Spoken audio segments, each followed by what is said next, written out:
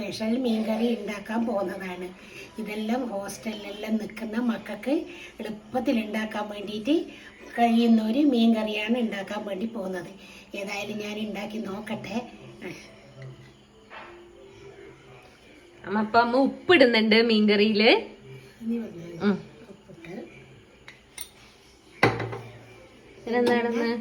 മഞ്ഞൾപ്പൊടി, അമ്മ മഞ്ഞൾപ്പൊടി ഇടുന്നുണ്ട്. കുറച്ച് അധികം മഞ്ഞൾപ്പൊടി, മുളക് പൊടി, കാശ്മീരിയാണേ,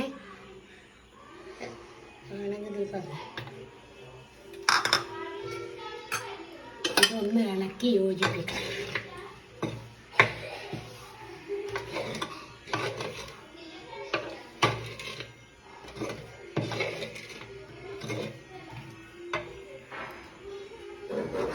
ഇത് മുറിച്ച് പച്ചമാങ്ങ ആവശ്യത്തിന്. നമ്മളെ വീട്ടിൽ ആൾക്കാർ കുറേ ഉള്ളത് കൊണ്ട് കുറച്ചധികം ഉണ്ടാക്കും ഞാൻ. ഇതിൽ പച്ചമുളക് ഇട്ടു. ഇനി മാങ്ങയിട്ടല്ലേ? മാങ്ങയിട്ടു. ഇനി ഇതിലേക്ക് ആവശ്യത്തിന് വെള്ളം ചേർക്കാം.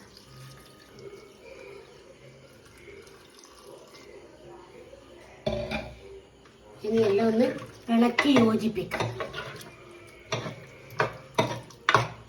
അപ്പം ഇതിൽ പച്ചമാങ്ങ, പച്ചമുളക്, മഞ്ഞൾപ്പൊടി, ഉപ്പ്, മുളക് പൊടി ഇതെല്ലാം ഇട്ട് ഒന്ന് മിക്സാക്കി ഗ്യാസിൽ വെച്ച് തിളപ്പിക്കാൻ പോവാണ്.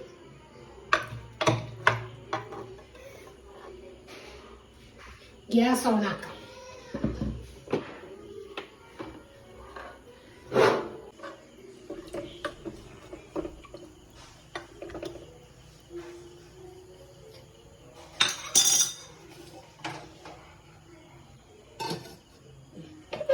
ഇത് ഒന്ന് വേവട്ടെ കുറച്ച് സമയം. അപ്പൊ അമ്മേരെ നല്ല മീൻകറി തിളച്ച് വരുന്നുണ്ട്. ഇനി നമുക്ക് ഇതിലെന്നാക്കണ്ടേ അമ്മേ? ഇനി ഇതിലേക്ക് തേങ്ങ അരച്ചിട്ട് ഒഴിക്കണം. അത് തേങ്ങ പാലൊഴിച്ചാലും മതി. ഇപ്പൊ നമ്മൾക്ക് തേങ്ങ അരച്ച് വെച്ചിട്ടുണ്ട്. അപ്പൊ അത് ഇതിലേക്ക് ഒഴിക്കാം.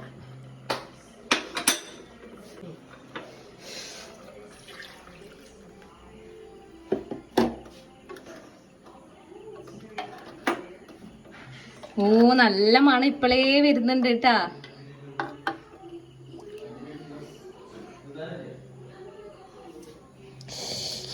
കുറച്ച് ഉപ്പ് വേണം. നമ്മളെ കറി ശരിക്കും തിളച്ചു.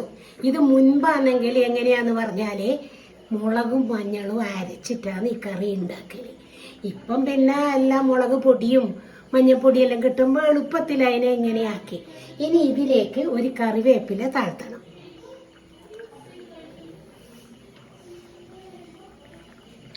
കറിവേപ്പില താഴ്ത്തുന്നത്? കറിവേപ്പില താഴ്ത്തിയാലും ഒരു മണം ഉണ്ടാവും, നല്ലൊരു മണം കിട്ടും. അതാണ്. ഇനി ഇതില് നമ്മള് ഉള്ളി വറുത്തിടും. അത് ഓപ്ഷനിലാണ്. വേണമെങ്കിൽ വറുക്കാം, അല്ലെങ്കിൽ ഇതുപോലെ വാങ്ങി വെക്കാം. ഞാനേതായാലും വറുത്തെടുത്തിട്ടുണ്ട്. ഉള്ളി ശരിക്കും മൊരിഞ്ഞു വരണം, അല്ലെങ്കിൽ കറീൻ്റെ മേലെ വെളിച്ചെണ്ണ കിടക്കും. ശരിക്കും മൊരിയണം.